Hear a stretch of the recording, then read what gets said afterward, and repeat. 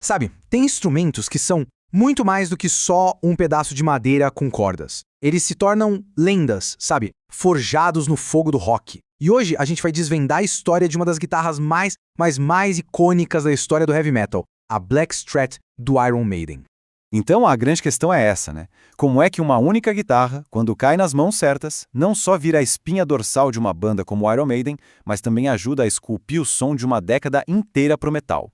Para a gente entender essa lenda, a gente tem que voltar lá pro comecinho. A jornada dessa guitarra começou mas muito antes dela berrar nos palcos com o Iron Maiden. Ela já tinha uma história e tanto. Primeiro de tudo, ela não é uma guitarra comum, sabe? É tipo uma criação híbrida, uma fusão de duas Stratocasters vintage. O corpo é de uma de 63 e o braço de uma de 57. Essa prática de misturar peças, quase como um Frankenstein musical, era até que comum para dar uma vida nova para instrumentos mais antigos. E é aqui que a coisa fica lendária, de verdade.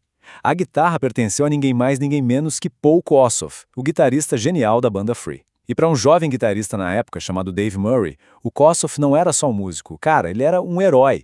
E é nesse ponto que a história dá uma virada total. Vamos avançar um pouco para um momento crucial, quando essa guitarra encontra seu novo dono e, sua verdadeira vocação. Imagina a cena. 1976, um momento bem agridoce. Logo depois da morte trágica do Paul Kossoff, o Dave Murray vê um anúncio na revista Melody Maker. Era ela, a guitarra. Mas ele precisava ter certeza, né? Então ele foi lá, checou o número de série e confirmou. Não era só uma guitarra qualquer. Era o instrumento do seu maior ídolo. E o preço? 1.400 libras. Cara, para um músico moleque começando a carreira, isso era uma grana absurda, uma fortuna. O sacrifício foi imenso. O Murray vendeu basicamente tudo o que ele tinha. Ele apostou a vida dele naquele pedaço de madeira e história. E o que o próprio Murray disse, isso resume tudo. Ele falou que, quando segurou a guitarra pela primeira vez, sabendo que tinha sido do seu herói, ele sentiu como se estivesse segurando um pedaço de magia. É de arrepiar. Beleza? A guitarra estava na mão certa, mas o som dela ainda não era aquele som que definiria uma geração. Vamos ver agora como ela foi de uma Stratocaster, digamos, padrão, para uma verdadeira máquina de heavy metal. E é aqui que está o pulo do gato, a transformação sonora. O Murray trocou os captadores originais da Fender. Na ponte, ele meteu um Dimarcio Super Distortion para ter mais ganho, mais porrada. No braço, um Dimarcio PAF para deixar os solos mais quentes, mais definidos. O captador do meio ele deixou original. Essa cirurgia no som deu para a Stratocaster uma voz muito mais pesada, mais encorpada, pronta para a guerra. E olha só para a galera entender a importância disso, o Super Distortion foi um dos primeiríssimos captadores de alto ganho da história. Ele era a escolha perfeita para os guitarristas que queriam aquele som saturado, potente, que virou a marca registrada do metal dos anos 80. Pronto.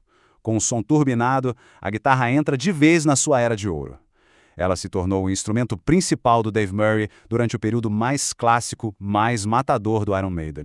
Dá uma olhada nessa linha do tempo. É simplesmente surreal. De 1980 a 1986, a Black Strat foi a voz que gravou álbuns que definiram o heavy metal para sempre.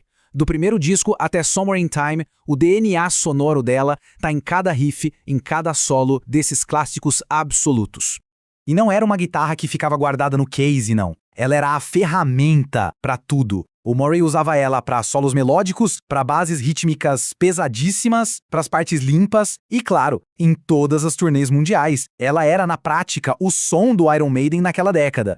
Só que como toda grande história, né, chega uma hora que as coisas mudam. Vamos fechar essa análise falando da aposentadoria da guitarra e do impacto que ela deixou para sempre na história da música. Pensa bem, depois de mais de 10 anos pegando estrada, show atrás de show, gravação, o desgaste é natural. Para preservar essa peça histórica, o Dave Murray tomou a decisão certa, aposentou a guitarra das turnês. Ela deixou de ser uma ferramenta de trabalho para virar um artefato histórico. Então, no fim das contas, o que essa guitarra simboliza? Ela é a ponte entre duas gerações de guitarristas gigantes. É a prova da influência de um ídolo sobre um fã. É literalmente o berço do som clássico do Iron Maiden. É um pedaço vivo da história do rock. E tudo isso deixa a gente com uma pulga atrás da orelha, né? Que outros instrumentos por aí também carregam um pedaço tão importante da história do rock, quais definiram não só o som de um artista, mas de todo o movimento. A história, afinal, está em cada nota.